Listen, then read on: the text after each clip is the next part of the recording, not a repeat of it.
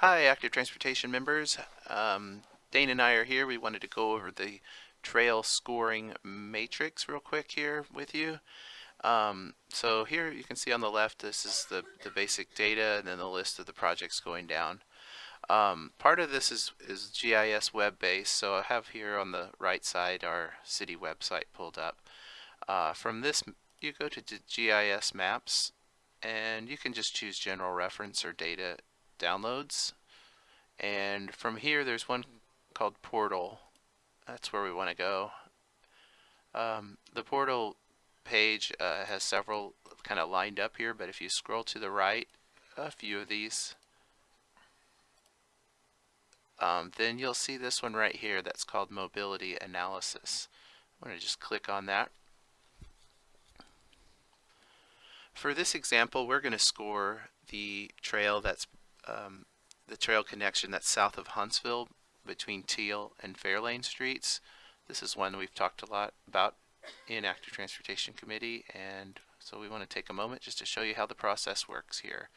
I'm going to go ahead and turn that one on. That's under Trails, Conceptual Trail. You can see it over here by Walker Park, popping in right here. Specifically, we're looking at this area between Fairlane, Erica, and Teal Road.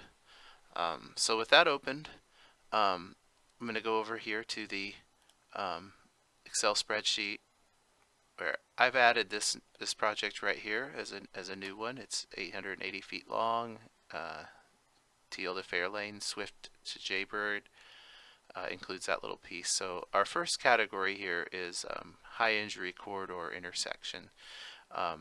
One other thing on this spreadsheet is there is an instructions, so it goes over each one. So in this particular category, we have high injury corridor, and it says the GIS layer, and 1 to 5 based on proximity. So I'm going to come back over here to the GIS layer and pull up. Oh, you do need to activate this one. This is the mobility analysis right here. So open that up and it'll give you all these different options, including crashes, which is right here. It kind of gives you an example, but here we have the triangle involves a cyclist. So if we zoom out just a little bit here, you can see along this corridor we've had a couple incidences, crashes on Wood and over here on Washington, involving pedestrian in that case.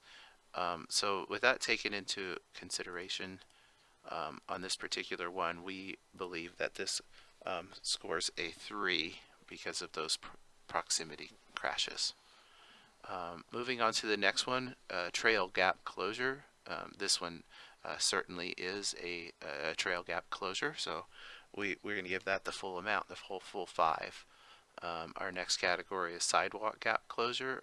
Again, that's the same because it's also a sidewalk.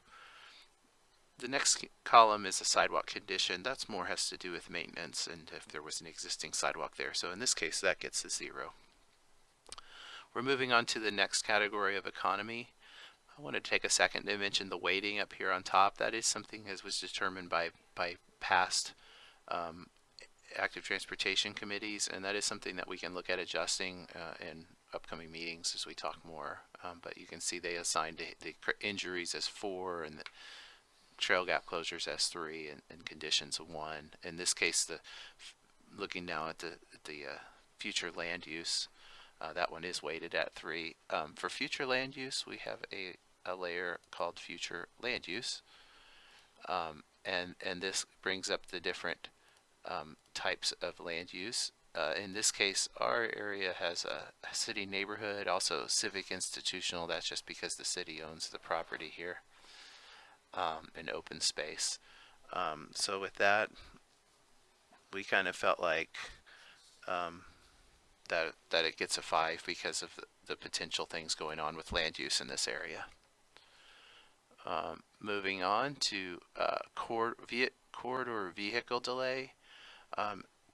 In this case, there is not really any, so 0. In this case, if we put a number here, if we're creating a delay for vehicles, like something that's creating a barrier, that would be a negative number, but we just have 0 on that one.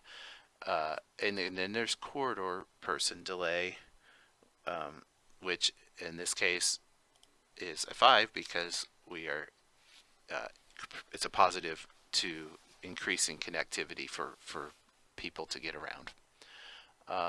Next category is economic development. And so real quickly, just as a reminder, we have the instructions. So I'm going to go back to the instructions on this particular one because I don't remember. And economic development right here, adjacent land use. So I'm going to use positive score if increasing tax base, jobs, attractiveness. So in this case, we do think it will improve the property values, maybe not create jobs. So we were going to go with a 3 on that one.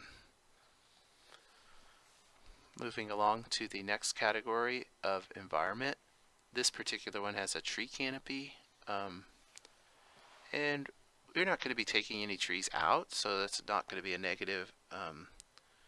We do think that there's potential to add trees, so we're going to give that one a 4. Stormwater. This one also this one. We really aren't causing any stormwater issues, but we're not really fixing much, so we were just going to go with a 1 on that. It's not really a known stormwater problem area. Reduced VMT, vehicular miles traveled. This one certainly does that because it provides that alternative transportation route. Okay, scooting along here. This is where we're going to be in the equity section for a minute here. This is a free and reduced lunch. For this whole thing is really data driven, but we're going to look at first is free and reduced lunches. You know what else I'm going to do real quick is hide these other trail projects. That way we can look at it straight up and you can see it. And if we go to our instructions here, under free and reduced lunches, under equity, it says pull in the elementary school zone layer. And that one is, I'm going to turn that off my future land use for now.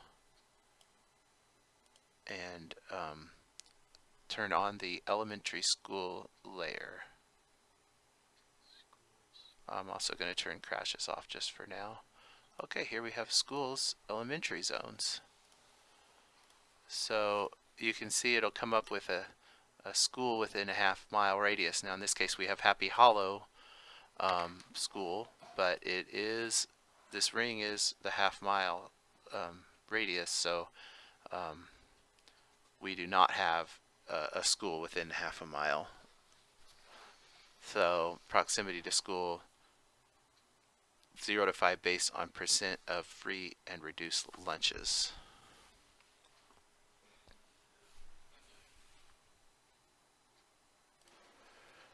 Yeah, so here for the school proximity, we are beyond a half-mile radius, but another factor we look at on that one is the median household income, which is in this category of 20,000 to 40,000.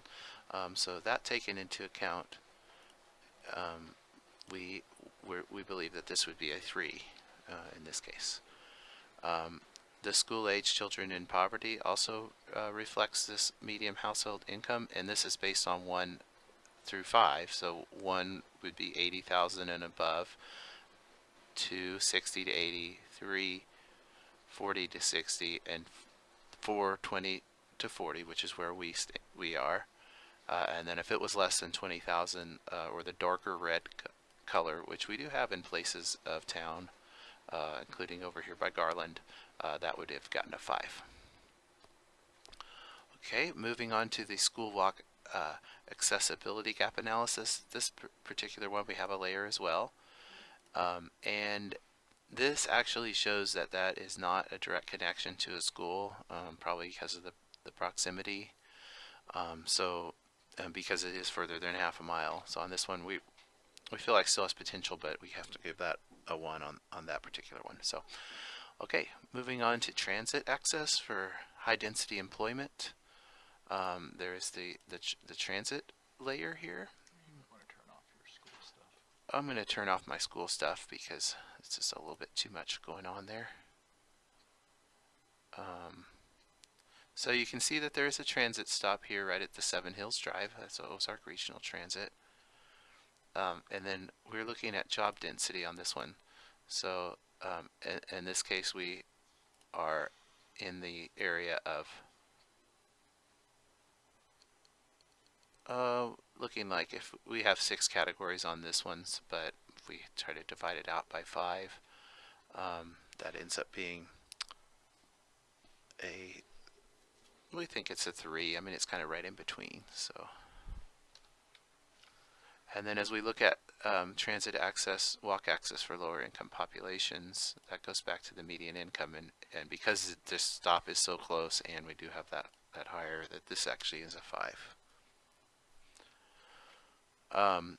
These other categories have to do with project readiness. We feel like since that the city owns the property, that can be ready pretty quick. As far as funding partnerships opportunity, we had thought that there would be maybe some support from others, so going with the 3 on that one. And then other repaving doesn't factor in. And yeah, Seven Hills is very supportive. So, okay, so that actually fills it in. It looks like we get a total aggregate score of 48.3. I am going to unhide these other columns that I hid previously, and then we can rank this. So, you know, it was at the bottom because I was filling this in, but it will rank based on the sort from largest to smallest. So I'm going to do that right now, and you can see here as I move over, this project is right here, showing up as really the 5th or 6th, 1, 2, 3, 6 highest ranking project at 48.3. Thank you for your time. I hope this was helpful.